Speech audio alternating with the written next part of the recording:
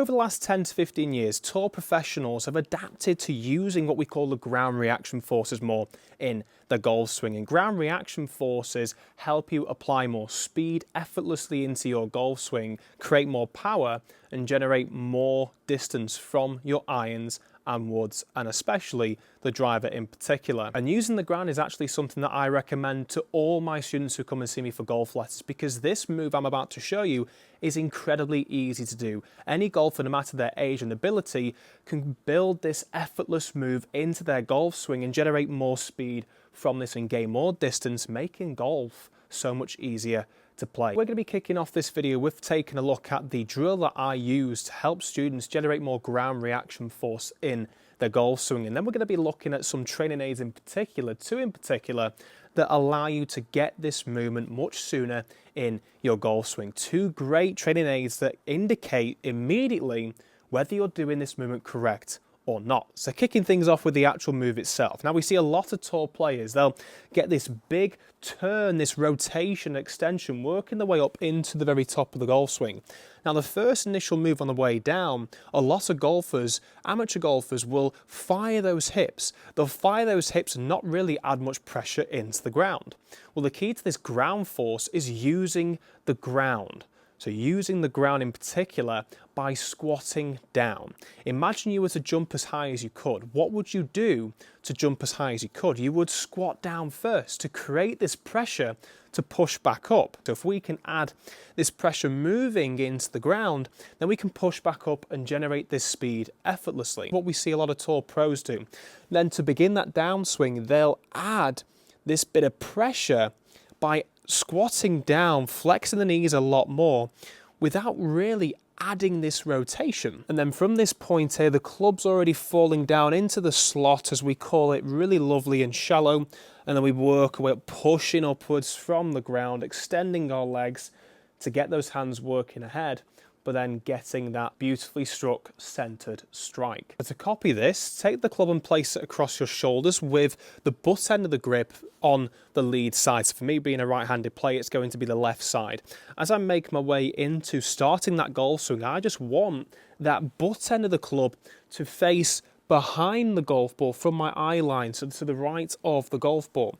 Now this immediately allows me to get two things called rotation, this twisting motion all the way up to the top of the swing, and also, because the golf swing works on an arc, to get this tilt working all the way up into the top of the swing. Now I'm set in this position. The first movement we want to feel from the downswing is initiating this squat, so pressing down into the ground, flexing our knees, feeling that increase in tension and pressure into both of our feet. Now for this second stage, when I get my students trying this, they always begin by adding this pressure and then beginning to twist their hips. Now the problem with twisting their hips as they add the pressure into the ground is because a lot of them, 99% of golfers, have suffered with this issue because their hips and shoulders work in one motion due to poor flexibility or mobility issues.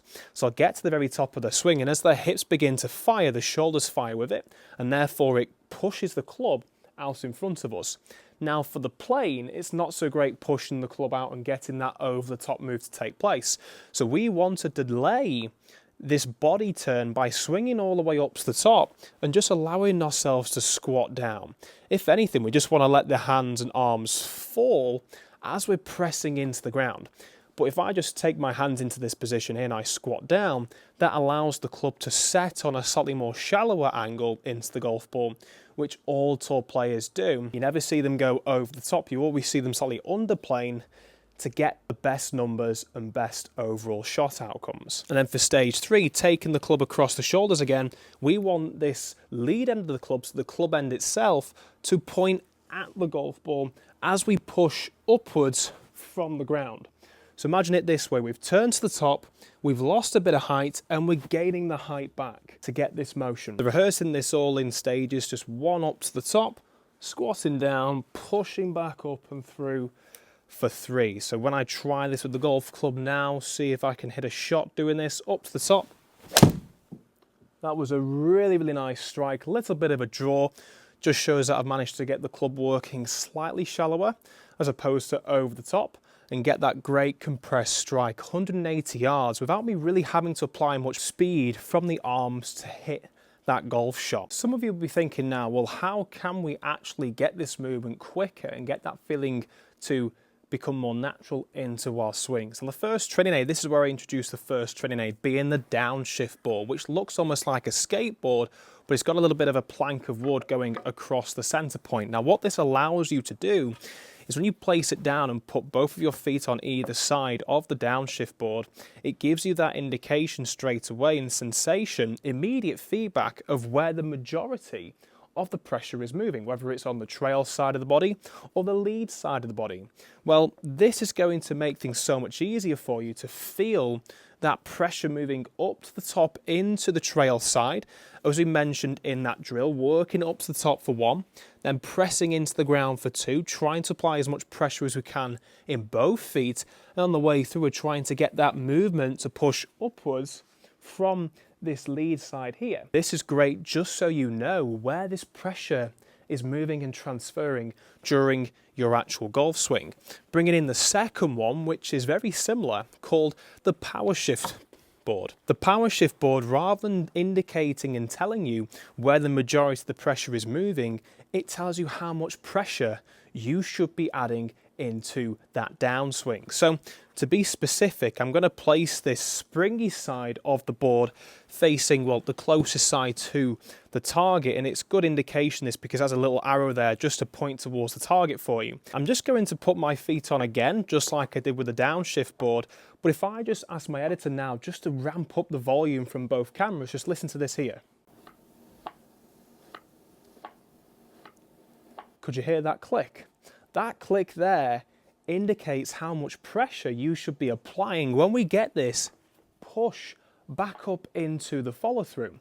So when we're doing this drill, club across the shoulders, working our way up to the top for 1, squatting down, on the way through, we want to hear that click to indicate that we've pushed back up enough, applied more pressure into the ground to get those ground reactions forces in our favour. Just a quick shout out to GX Golf. They provide high quality golf clubs for a fraction of the price. Using my discount code below Harry10, you can get yourself a great 10% discount. I'd highly recommend you check them out. So downshift board is excellent for knowing where the pressure is moving throughout your swing. The power shift board is excellent for feeling how much pressure we should be applying in the downswing. 2 fantastic tools there for you to use to help you with this drill I've just given you. Now just after practicing with those 2 there, making our swings back and forth, I'm going to see how far I can physically hit my 7-iron here on the Foresight Falcon here.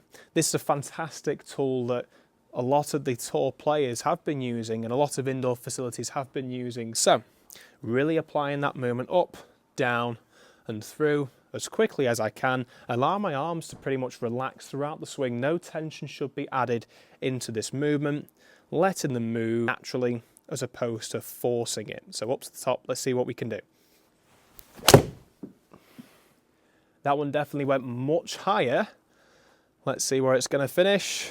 It's definitely carried further. Okay, it's rolling. Can we get it to 200? Okay, so 192. Got to try and get one more doing this. I want that 200 now after mentioning that. Come on. 7-iron over 200 yards.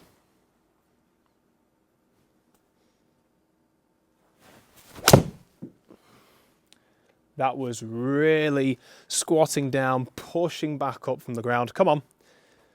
Oh no, it's not carried as far. 190 total. That's something there I need to work on to get more distance by getting my hands more ahead. I could feel myself releasing the club too early and allowing my hands to stay behind the club head to catch up. And when we do this, we increase the loft presented at impact. It's going to go higher and therefore not as fast. The question is, how can we actually improve that? How can we get this movement to take place without allowing our hands to release too early? Well, I recommend checking out this video over here where I introduce a fantastic tool you can use to help you keep those hands ahead of the club face and get that perfect compression every time with your irons. So make sure you check it out and I'll see you over there soon.